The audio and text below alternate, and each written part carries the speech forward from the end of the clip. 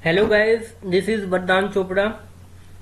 I cleared SSC CGL and presently working as auditor with CGDA, that is Controller General of Defense Accounts.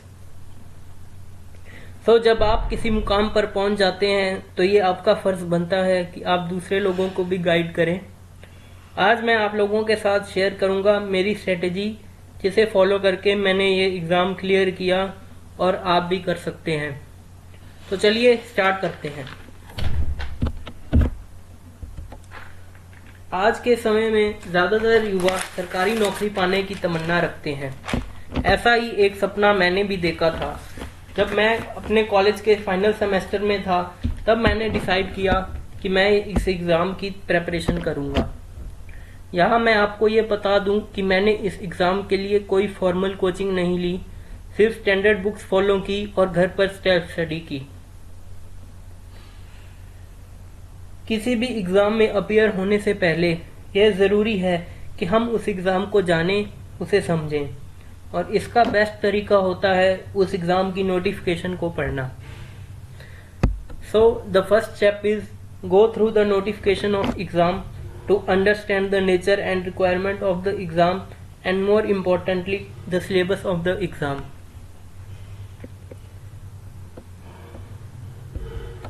So you will find that Tier 1 consists of General Intelligence and Reasoning 25 questions of 50 marks, General Awareness 25 questions of 50 marks, Quantitative Aptitude 25 questions of 50 marks, and English Comprehension 25 questions of 50 marks. Similarly, Tier 2 consists of Quantitative Abilities 100 questions of 200 marks, and English language on comprehension 200 questions of 200 marks. Basically दोनों strategies की approach same रहती है, बस level का थोड़ा अलग रहता है। टीयर 2 में क्वेश्चंस का लेवल थोड़ा सा एडवांस देखने को मिलेगा। तो सबसे पहले बात करते हैं रीजनिंग की। एसएससी सीजीएल में रीजनिंग का लेवल ज़्यादा हाई नहीं रहता, बस आपको बेसिक सी चीज़ें आनी चाहिए। रीजनिंग को आप दो पार्ट्स में डिवाइड कर सकते हैं, वर्बल एंड नॉन वर्बल। तो रीजनिंग में आपको कौन कौन से टॉपिक्स कवर करने हैं? Series, analogy, coding decoding, blood relations, puzzles, direction test, ranking, analytical reasoning, mirror images, water images, paper folding and cutting, clock and calendar, cubes and dices and Venn diagram. Reasoning के लिए मैं आपको suggest करूंगा कि SSC CGL के जितने भी previous year questions हैं आप उनको एनालाइज करिए और उनकी प्रैक्टिस करते रहिए। इसके लिए आप फॉलो कर सकते हैं अरिहंत की ये book.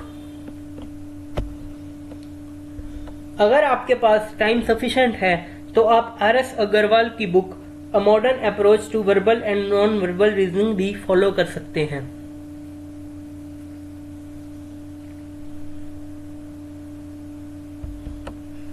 Next is general awareness और जीके। जीके की प्रिपरेशन के साथ प्रॉब्लम यह है कि इसकी रेंज वास्ट है बट वेटेज कम है। बेसिकली इस सेक्शन को हम दो पार्ट्स में डिवाइड कर सकते हैं, current affairs and static GK.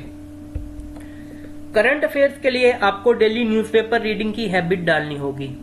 आप रोज कोई ना कोई न्यूज़पेपर जरूर पढ़ें और उसके नोट्स बनाएं। न्यूज़पेपर रीडिंग के कई फायदे हैं। इससे आपकी जनरल नॉलेज तो बढ़ेगी ही, साथ ही साथ आपके रीडिंग स्किल्स और वोकैबुलरी भी इंप्रूव होंगे, जो आपको इंग्लिश सेक्शन में हेल्प करेंगे। मैं आपको सजेस्ट करूंगा कि आप द हिंदू या इंडियन एक्सप्रेस प्रेफर करें।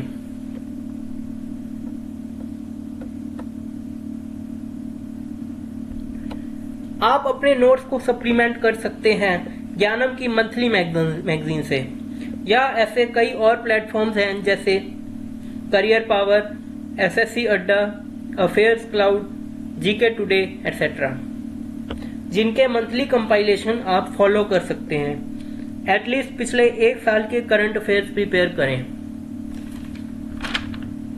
Next is static GK. Static GK के लिए आप पिछले सालों में पूछे गए प्रश्नों को अच्छे से प्रिपेयर करें। क्योंकि काफी ज्यादा चांसेस रहते हैं क्वेश्चंस के रिपीट होने के। इसके साथ आप फॉलो कर सकते हैं ल्यूसेंट की ये बुक जो मैंने फॉलो की थी। And please don't go for UPSC level resources.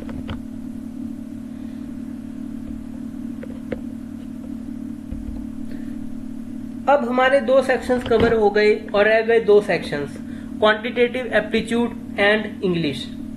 देखो एक बात अच्छे से समझ लो, फाइनल मेरिट लिस्ट में आपका जो रैंक है वो टियर 2 ही डिसाइड करता है। इसलिए क्वांटिटेटिव एप्टीट्यूड और इंग्लिश इन 2 सेक्शंस पे आपको ज्यादा फोकस करना होगा। Next is quantitative aptitude. Quantitative aptitude is the most important part of this exam. Basically यही वो सेक्शन है जो आपकी सिलेक्शन और रैंक डिसाइड करता है। इसकी प्रैक्टिस आपको बेसिक लेवल से स्टार्ट करनी है और धीरे धीरे एडवांस लेवल पे पहुंचना है। सो इसके लिए मैं आपको सजेस्ट करूंगा ये book, fast track objective arithmetic by Rajesh Verma. इसमें से जो टॉपिक्स हमें कवर करने हैं वो हम देखते हैं।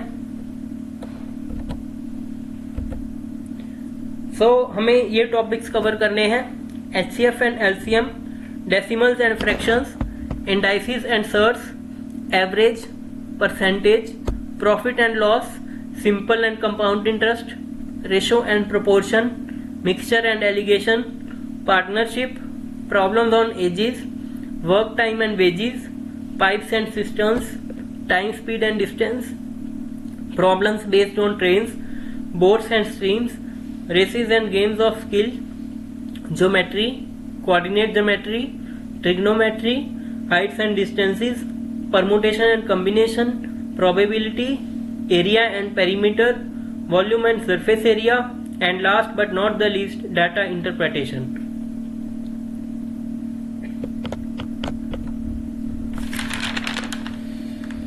तो ये सब टॉपिक्स हमें अच्छे से प्रिपेयर करने हैं। जब इस बुक में से सब कंसेप्ट हमने समझ लिए तो अब हम मूव करेंगे प्रीवियस ईयर क्वेश्चंस पर।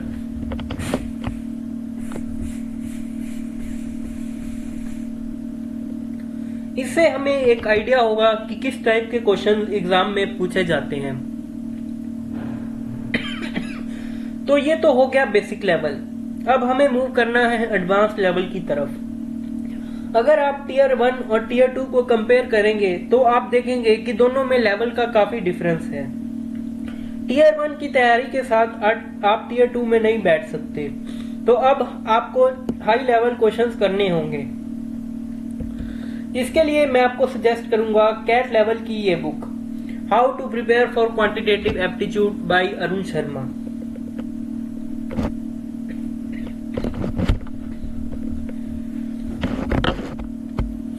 इसके साथ ही आपको YouTube पे काफी वीडियोस मिल जाएंगी। There is a man named Abhinay Sharma, जिन्होंने बड़े ही सिंपल वे में कंसेप्ट को एक्सप्लेन किया है। आप उनकी वीडियोस को भी देख सकते हैं।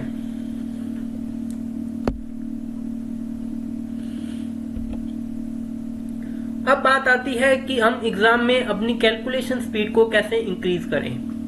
हमेशा याद रखिए, कैलकुलेशन आपकी स्पीड प्लस एक्यूरेसी पे डिपेंड करती है।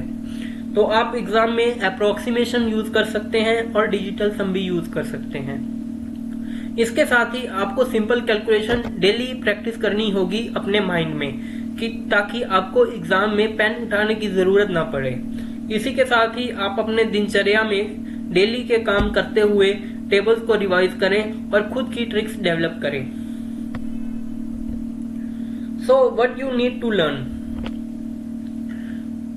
tables up to 20, squares up to 30, cubes up to 20, fraction to percentage values up to 20 and Pythagorean triplets।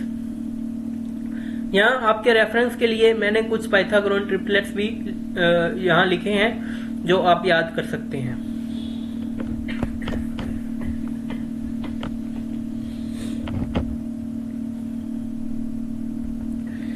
अब हमारा लास्ट सेक्शन है इंग्लिश।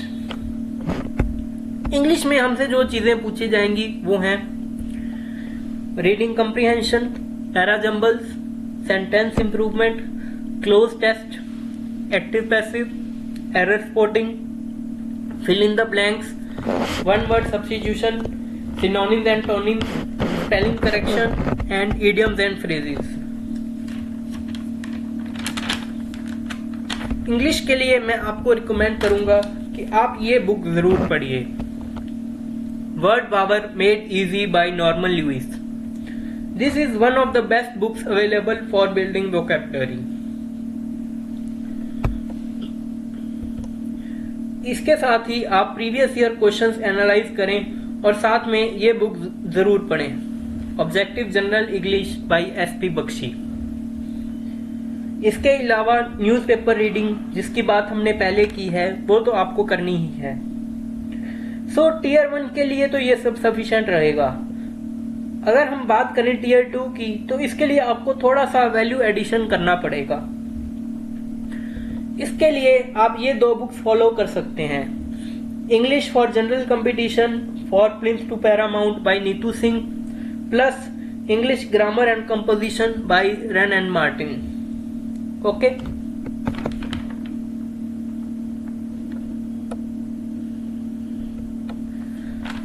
तो ये सब तो बात हो गई एग्जाम के सिलेबस की, पैटर्न की और रिसोर्सेज की. अब बात आती है मॉक्स की. मॉक्स देना जरूरी क्यों है? यहां मैं आपके साथ अब्राहम लिंकन का एक कोट शेयर करना चाहूंगा. यूएस के फॉर्मर प्रेसिडेंट अब्राहम लिंकन ने बखूबी लिखा है, give me 6 hours to chop down a tree and I will spend the first 4 sharpening the axe. So the same applies with your SSC preparation. अगर आप इस एग्जाम की तैयारी कर रहे हैं तो ये बहुत जरूरी हो जाता है कि आप रेगुलरली मॉक्स की प्रैक्टिस जरूर करें. तो देखते हैं मॉक्स की इंपॉर्टेंस क्यों है.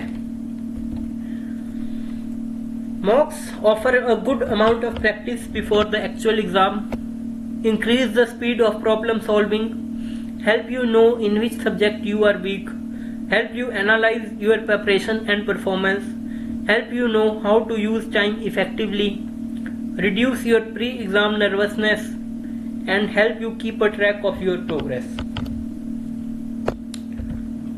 So मार्केट में कई सारे मॉक टेस्ट सीरीज अवेलेबल हैं, जैसे grade up, test book, Byju's, career पार, olive board, Adda 24/7, SSC tube, exam B etcetera. So आप इनमें से कोई भी टेस्ट सीरीज सब्सक्राइब कर सकते हैं. Most of these are free और जो पेड भी हैं उनके भी बड़े नॉमिनल से चार्जेस हैं. I will advise you to attempt mock test right from the day 1. Mock देने के बाद उसका एनालिसिस भी करें. सो अब थोड़ी सी बात टीयर 3 की भी कर लेते हैं. टीयर 3 जो है वो टीयर 1 और टीयर 2 से डिफरेंट है, क्योंकि ये डिस्क्रिप्टिव टाइप है.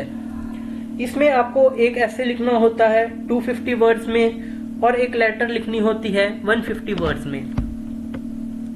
वर्ड लिमिट में आपकी ±10% की टॉलरेंस होती है. इसकी प्रेपरेशन के लिए मैं एक बार फिर न्यूज़पेपर रीडिंग पर एम्फेसाइज करूंगा. आप डेली एडिटोरियल्स पढ़िए और इम्पोर्टेंट पॉइंट्स को नोट डाउन करते रहिए. इसमें आपको स्पेशल फोकस रखना होगा बर्निंग इश्यूज पर. आपको अपने ऐसे को 3 हिस्सों में डिवाइड करना है, IBC, that is introduction, body and conclusion. इसके लिए आप मैगजीन्स जैसे कंपटीशन सक्सेस रिव्यू, प्रतियोगिता दर्पण, सिविल सर्विसेज क्रॉनिकल, योजना, कुरुक्षेत्र इत्यादि की भी मदद ले सकते हैं. इसके अलावा आप किसी स्टैंडर्ड बुक से भी 20 से 30 ऐसे प्रिपेयर कर सकते हैं. मैंने इसके लिए ये बुक यूज की थी. अगर आप ये बुक नहीं खरीदना चाहते तो आप किसी 10th स्टैंडर्ड की कोई इंग्लिश बुक भी यूज कर सकते हैं. इसके अलावा you can use quotes in your essay to impress the examiner. आपको जहां से भी क्वोट्स मिलें, जैसे किसी बुक से या इंटरनेट से, आप उसे एक जगह कंपाइल कर लें. यहाँ आपके रेफरेंस के लिए मैंने कुछ कोट्स रखे हैं, जैसे education is the most powerful weapon you can use to change the world. There is no tool for development more effective than the empowerment of women. Injustice anywhere is a threat to justice everywhere. The best way to find yourself is to lose yourself in the service of others. I measure the progress of a community by the degree of progress which the women have achieved.